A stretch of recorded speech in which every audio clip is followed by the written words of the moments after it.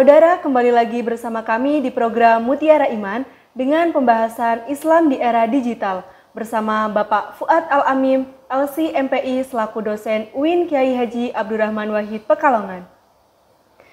Tadi kita kan sudah membahas mengenai makna dan bagaimana kita sebagai umat muslim untuk merespon fenomena ini, Bapak. Lalu, adakah dampak dari umat muslim ini menganggap kewajiban sebagai hal yang luar biasa? Apakah justru menjadikan umat muslim ini merasa cukup dengan amal yang minimal? Baik, bagaimana kita merespon terhadap situasi masyarakat kita yang menganggap kewajiban merupakan sesuatu yang spesial? Tentunya kita perlu memanage ekspektasi kita terhadap masyarakat kita saat ini. Yang mana ini merupakan tuntutan kita sebagai para intelektual muslim untuk memperbaiki kondisi yang memang kita lihat belum ideal. Yang dalam teorinya Al-Farabi, ya, secara ideal masyarakat yang sempurna, insan kamil, yaitu yang tidak berpuas diri dengan kewajiban. Jadi orang tidak hanya sekedar isqatul wajib, menggugurkan kewajiban, akan tetapi masyarakat mampu mengimplementasikan nilai-nilai atau value ajaran agama Islam dalam kehidupan mereka. Maka menjadi tugas kita bagaimana menyadarkan masyarakat kita supaya menuju kepada Ahlul Madinah Al-Fadilah, yaitu masyarakat yang ideal, masyarakat yang bukan hanya sekedar menjalankan kewajiban saja, menampilkan sisi formal saja, akan tetapi masyarakat yang memang benar-benar memiliki, kalau dalam istilahnya Al-Farabi, yaitu al-quwah al-natiqah, yaitu kemampuan intelektual. Jadi orang itu melaksanakan kewajiban bukan lagi atas dasar reward and punishment, tetapi orang melaksanakan kewajiban itu atas dasar kecintaan dia dengan kemampuan intelektual yang dimilikinya. Jadi misalnya, kenapa kok orang tidak korupsi? Itu bukan karena ada KPK yang selalu mengintai. Tetapi orang tidak korupsi karena memiliki integritas. Kenapa orang tidak melanggar lampu lalu lintas? Itu bukan karena takut akan CCTV, takut akan adanya polisi, tetapi orang taat melaksanakan rambu-rambu lalu lintas, ya karena kesadaran tadi.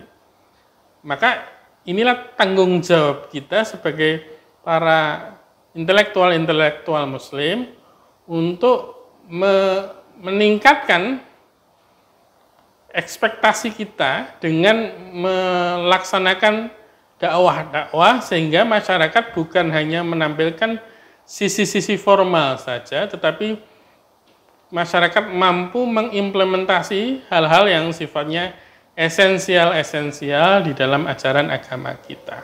Itu. Baik Pak, menyinggung mengenai tema kita mengenai Islam di era digital, bagaimana sih peran media sosial dalam membentuk citra alim secara instan? Apakah ada sisi positifnya? Baik, terima kasih. Tentunya media sosial itu sesuatu yang netral.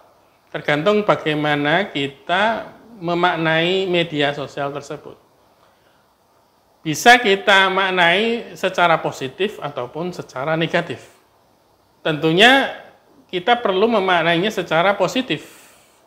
Dengan memaknainya secara positif, misalnya kita pergunakan media sosial untuk kepentingan-kepentingan yang secara luas, tentunya dampak atau impact-nya itu lebih luas dibandingkan kalau kita mempergunakan media-media yang konvensional, pengajian, mengumpulkan orang-orang, maka media sosial ini lebih efektif dan lebih besar dampaknya terhadap masyarakat, pengaruhnya terhadap masyarakat secara positif.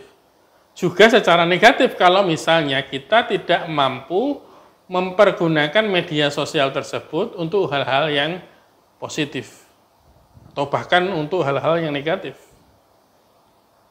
Itulah tentunya kita perlu memperhatikan bagaimana kita secara bijak mempergunakan media sosial kita dalam rangka mengimplementasikan tadi Ahlul Madinah Al-Fadilah, mewujudkan masyarakat yang ideal, masyarakat yang tidak berpuas diri dengan kewajiban-kewajiban saja, tidak berpuas diri kepada hal-hal yang sifatnya ritual dan formal saja, tetapi juga masyarakat yang mampu mengimplementasikan nilai-nilai ajaran agama Islam secara menyeluruh, komprehensif. Berarti penggunaan media sosial itu tergantung bagaimana kita menggunakannya ya Pak, bisa memberikan dampak positif ketika kita mengisi dengan hal-hal yang baik dan bisa berdampak negatif ketika kita menyalahgunakan untuk menyebarkan informasi yang buruk juga gitu Pak. Betul. Jadi media sosial memang tadi tergantung bagaimana kita mempergunakannya. Bisa kita pergunakan secara positif ataupun negatif. Bahkan kalau kita pergunakan secara negatif, dampak atau damage yang dirasakan itu juga besar. Contoh ya, dulu ketika terjadi kerusuhan di Poso, ya, itu bisa semakin besar karena memang dampak dari media, walaupun medianya masih media konvensional, media secara person to person tadi. Apalagi sekarang media sosial semakin luas jangkauannya, maka dampaknya itu bisa saja semakin mengerikan tadi. Kalau kita tidak pergunakan media sosial tadi secara bijak, maka kita perlu waspada tadi atau kita perlu bijak dalam mempergunakan media sosial tadi, sehingga mampu untuk kita pergunakan secara tepat. Baik, menarik sekali pembahasan kita pada kali ini ya saudara. Setelah ini masih banyak pertanyaan yang akan kita bahas, tentunya tetap di Mutiara Iman.